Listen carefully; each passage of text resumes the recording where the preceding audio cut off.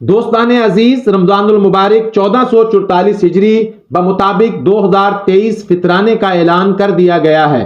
آج کی ویڈیو میں آپ کو بتائیں گے کہ اس بار فطرانہ کتنا ہوگا، لیکن پہلے آپ کو یہ بتاتے چلیں کہ بر صغیر پاک و ہند میں اہل سنت مکتبہ فکر اور اہل تشیع مکتبہ فکر میں فطرانے کی مقدار تھوڑے فرق کے ساتھ الگ الگ مقرر کی جاتی ہے۔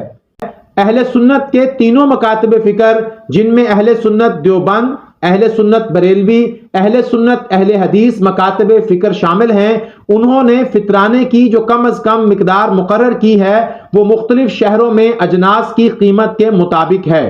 لیکن مجموعی طور پر جو فطرانہ مقرر کیا گیا ہے وہ گندم پر 300 روپے،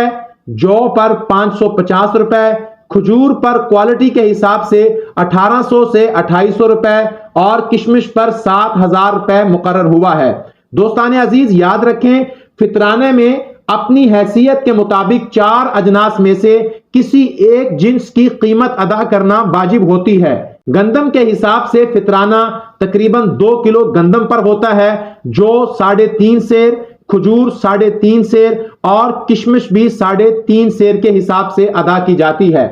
اسی طرح اہل تشیع مکتبہ فکر میں بھی چاروں اجناس میں اپنی اپنی حیثیت کے مطابق نماز عید الفطر سے پہلے فطرانہ ادا کرنا واجب ہے، لیکن جو مجموعی تعداد ان کے ہاں مقرر کی گئی ہے وہ گندم کے حساب سے ہے اور اس کی مقدار 500 روپے ہے۔ دوستان عزیز، امید کرتے ہیں کہ آپ کو آج کی ویڈیو پسند آئی ہوگی۔ معلومات عامہ کے لیے اس ویڈیو کو زیادہ سے زیادہ دوستوں میں شیئر کریں، اور ابھی تک آپ نے ہمارا چینل ابن آدم سبسکرائب نہیں کیا تو چینل کو سبسکرائب کر کے ہماری حوصلہ افزائی کریں اور بیل آئیکن کو بھی دبا دیں تاکہ ایسی اسلامی معلوماتی اور منفرد ویڈیو آپ تک پہنچتی رہیں۔